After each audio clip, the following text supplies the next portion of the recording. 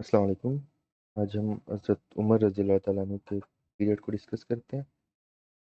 تو سب سے پہلے ہم تھوڑی سی ان کی بریف بایوگرافی جو ہے اس کو دیکھتے ہیں کہ اسلام سے پہلے وہ کس طرح تھے، ان میں کیا خصوصیات تھیں، اور کس طرح وہ اسلام جو ہے ان کی طرف آ گئے اور اسلام قبول کیا۔ تو حضرت عمر رضی اللہ تعالیٰ عنہ جو ہے ان لوگوں میں سے ایک تھے جن کو لکھنا پڑھنا آتا تھا، اور مشغلہ کے طور پہ یہ بہت اچھے ریسلر تھے اور گھڑ سواری بھی کرتے تھے۔ تو آپ مطلب دیکھتے ہیں کہ عربوں میں جو ہے اس دور میں جو مہارت تھی فزیکل حوالے سے اور لکھنے کے حوالے سے، وہ ساری جو خصوصیات تھیں وہ حضرت عمر رضی اللہ تعالیٰ میں موجود تھیں۔ قد کے حساب سے بھی وہ لمبے قد کے تھے، وہ فزیکلی بڑے ایکٹیو تھے۔ تو اس دور میں جو ہے آپ دیکھتے ہو کہ جو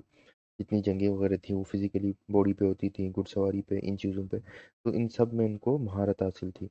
تو کہتے ہیں یہ اتنے مطلب تلوار بازی میں ماہر تھے کہ آپ کہہ سکتے ہیں کہ وہ اکیلے 10 لوگوں سے بھی لڑ سکتے تھے۔ تو آپ اس کو کمپیریزن کرتے ہیں کہ ان کی مہارت جو ہے کتنی زیادہ تھی۔ تو اب وہ جو ہے شروع میں جب ظاہر ہے اسلام سے پہلے شروع میں جب اسلام نہیں لائے تھے، نبوت نہیں لائے تھے، ایمان نہیں لائے تھے نبی کریم صلی اللہ علیہ وسلم پہ، تو اسلام کے بڑے دشمنوں میں سے ایک تھے۔ تو اسلام کی مخالفت بھی کرتے رہے۔ تو ایک دفعہ آپ نے جو واقعہ سنا ہوگا کہ وہ جا رہے ہوتے ہیں تلوار لے کے، نعوذ باللہ، کہ نبی کریم صلی اللہ علیہ وسلم کو شہید کریں گے۔ تو راستے میں ان کو صحابی ملتے ہیں اور وہ کہتے ہیں کہاں جا رہے ہو؟ تو کہتے ہیں کہ نبی کریم صلی اللہ علیہ وسلم کی طرف۔ تو ان سے کہتے ہیں آپ جا کے اپنے گھر میں جا کے دیکھیں۔ تو شروع میں جب وہ اپنے گھر میں جا کے دیکھتے ہیں تو پتہ چلتا ہے جو ان کی سسٹر ہے اور ان کے ہسبینڈ جو ہے وہ مسلمان ہو چکے ہیں۔ تو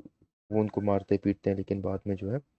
مطلب اللہ ان کے دل میں ڈال دیتا ہے، کیونکہ نبی کریم صلی اللہ علیہ وسلم نے دعا بھی کی تھی کہ اللہ اسلام کو تقویت بخشے، عمر بن خطاب یا عمر بن اشام میں سے ایک کو اسلام کی طرف لے آئے۔ تو عمر بن خطاب جو ہے یہ حضرت عمر رضی اللہ عنہ تھے جو کہ اسلام لے آتے ہیں، اور عمر بن اشام جو ہے وہ ابو جہل تھے جو کہ نہیں لائے۔ تو اس طرح جو ہے پھر وہ جب قرآن کریم کی سورہ طلحہ جو ہوتی ہے اس کی آیات سنتے ہیں اور ان کے دل میں اسلام کے لیے جو ہے ایک کھچاؤ آ جاتا ہے، لگاؤ آ جاتا ہے، تو پھر وہ نبی کریم صلی اللہ علیہ وسلم کی طرف جاتے ہیں اور وہاں پہ جو ہے پھر اسلام قبول کر لیتے ہیں۔ تو وہاں سے جو ہے وہ پھر مسلمان بن جاتا ہے، اور اس کے بعد جو ہے پھر وہ اعلان کرتے ہیں کہ خانہ کعبہ کے اندر جو ہے مسلمان جو ہے کیسے نہیں بلکہ سامنے نماز پڑھیں گے، خود نماز پڑھتے ہیں اور وہ ان کو لیڈ بھی کرتے ہیں، اور پھر اعلان کرتے ہیں اگر کسی نے اگر مسلمانوں پہ ظلم کیا اور مخالفت کی تو وہ سامنے ہے۔ تو اس طرح کیا بہت سی چیزیں دیکھتے ہیں کہ ان کے بعد جو ہے مطلب اسلام کو جو ہے ایک طاقت ملتی ہے، تو وہ جو کھل کے مطلب ایک فورس کی طرح کھڑے ہو جاتے ہیں۔ پھر اس کے بعد آپ دیکھتے ہیں کہ 2 اور 4 سال چلتا ہے، یہ مختلف غزوات میں جنگوں میں شامل ہوتے ہیں، یہاں تک کہ نبی کریم صلی اللہ علیہ وسلم فوت ہو جاتے ہیں۔ پھر حضرت ابوبکر رضی اللہ تعالیٰ عنہ جو ہے ان کو خلیفہ الیکٹ کرنے میں بھی ان کا بڑا رول ہوتا ہے، کیونکہ ان کی بیعت ہاتھ پہ بیعت کرتے ہیں۔ تو یہ سارے واقعہ جو اب ان کی جو الیکشن ہوتی ہے وہ کیسے ہوتی ہے؟ جب حضرت ابو بکر رضی اللہ تعالیٰ عنہ فوت ہو رہے ہوتے ہیں تو اس سے پہلے پہلے جو ہے وہ شورا کو بلاتے ہیں اور ان کو یہ سجیشن دیتے ہیں کہ ان کی رائے یہ ہے کہ حضرت عمر رضی اللہ تعالیٰ عنہ کو خلیفہ بنایا جائے۔ وہ سمجھتے ہیں کہ ان حالات میں اور ان واقعات میں جو ہے حضرت عمر سب سے مناسب انسان ہے۔ پورا شروع میں آبجیکشن کچھ اٹھاتی ہے کہ ان کو مطلب تھوڑا ڈر ہوتا ہے کہ حضرت عمر رضی اللہ تعالیٰ بہت سخت ہے، لیکن بعد میں ایگری کرتے ہیں اور اس طرح جا کے حضرت عمر رضی اللہ تعالیٰ جو ہے خلیفہ بن جاتا ہے۔ خلیفہ بنتے ہوئے وہ کیا کرتے ہیں؟ جو سسٹم چل رہا ہوتا ہے، مطلب حضرت ابو بکر رضی اللہ عنہ کا آپ دور دیکھیں تو 2 سال تھا، اس میں بہت سارے مسئلے مسائل تھے، اس میں اسلام کو جو ہے انہوں نے بچانا تھا، وہ کرتے رہے۔ تو اس کے بعد جو حضرت عمر رضی اللہ عنہ کا پیریڈ ہے تقریباً 10 سال کا ہوتا ہے، ان کو ٹائم ملتا ہے، وہ کیا کرتے ہیں جو چیزیں جو نبی کریم صلی اللہ علیہ وسلم نے شروع کیا اور حضرت ابوبکر رضی اللہ تعالیٰ نے فالو کی، ان کو وہ بہتری کی طرف لے جاتے ہیں، جتنا ان سے بہتر ہو سکتا ہے وہ اس کو کرتے ہیں۔ اس میں کون کون سی چیزیں ان کو ہم ایڈمنسٹریٹو پالیسیز کے اس میں ڈسکس کریں گے۔ سب سے پہلے جو ہے وہ جو ہے ایڈمنسٹریشن کو بہتر کرتے ہیں، مطلب خلیفہ جو ہے سب کا سربراہ ہوتا ہے، مذہب کے حساب سے بھی اور آپ ایڈمنسٹریشن کے حساب سے بھی دیکھ لیں۔ اس کے بعد گورنرز ہوتے ہیں، علاقوں کو وہ پروونسز میں ڈیوائڈ کر لیتے ہیں، الگ الگ علاقوں کو صوبوں میں لے آتے ہیں اور ایک گورنر اپوائنٹ کرتے ہیں، وہاں پہ قاضی اپوائنٹ کرتے ہیں، ایک پورا سیٹ اپ جو ہے وہ دے دیتے ہیں تاکہ ہر جو علاقہ ہے اس کی جو پالیسیز ہے وہ بہت بہتر طریقے سے چلائی جا سکیں۔ اب ان میں کیا کیا چیز ہوتی ہیں جو چیز ہر پروونس میں بھی فالو کی جا رہی ہے اور کیپٹل میں فالو کی جاتی ہے؟ اس میں ایک رول آف لا ہوتی ہے، ایکولٹی بیفور لا۔ تو یہ کرتے ہیں کہ اسلام کے اندر ان کے دور میں وہ چیزیں تو پہلے بھی تھیں، لیکن ان کے دور میں بھی آپ کو بہت زیادہ نظر آتا ہے، کیونکہ سسٹم جو ہے پریویل کر رہا ہے، مطلب امن و امان آ چکا ہے، اب اسلامک جو نظام وہ چلنے لگتا ہے، تو اس میں جو ہے قانون کے سامنے برابری ہوتی ہے۔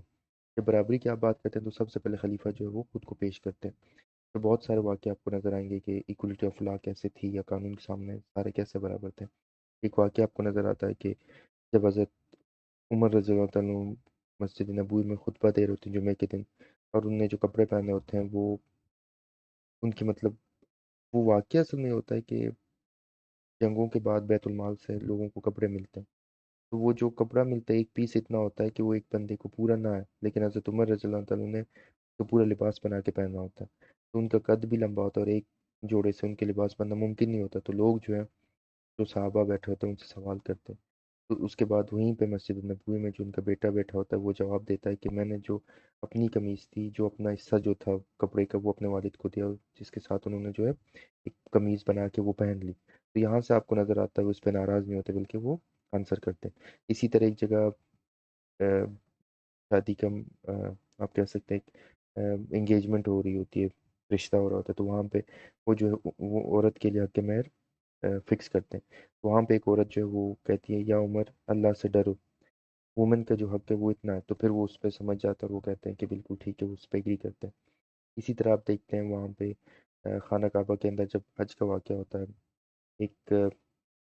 آپ کہہ سکتے ہیں صحابی کہہ لیں، ایک سردار کہہ لیں، غسان جو ہے وہ ہوتے ہیں،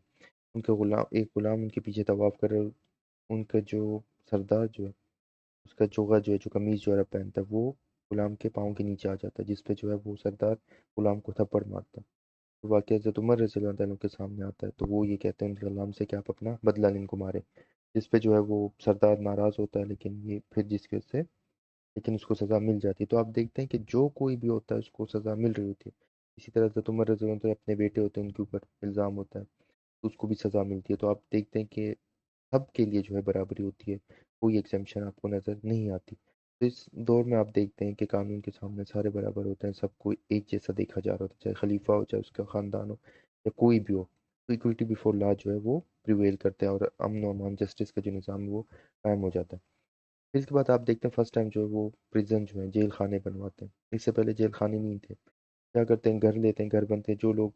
مطلب امن و امان خراب کرتے ہیں یا قانون کی وائلیشن کرتے ہیں تو ان کو سزا دی جاتی ہے اور اس طرح کی جیلوں میں بنایا جاتا ہے۔ پہلی دفعہ جو جیلوں کا نظام آپ کو حضرت عمر رضی اللہ عنہ کے دور میں نظر آتا ہے۔ پھر اس کے بعد آپ دیکھتے ہیں کہ آرمی جو ہوتی ہے اس کو ریفارم کرتے ہیں، اس سے پہلے جنگ جو ہوتے تھے ہر کوئی جو ہے جنگ میں حصہ لیتا تھا، لیکن حضرت عمر رضی اللہ عنہ ایک باقاعدہ ایک فوج بناتے ہیں کہ جنگ ہوگی اس کو ایک باقاعدہ ایک فوج ہوگی، اسلامی فوج ہوگی جس کی تربیت کی جائے گی، جس کو تنخواہ دی جائے گی،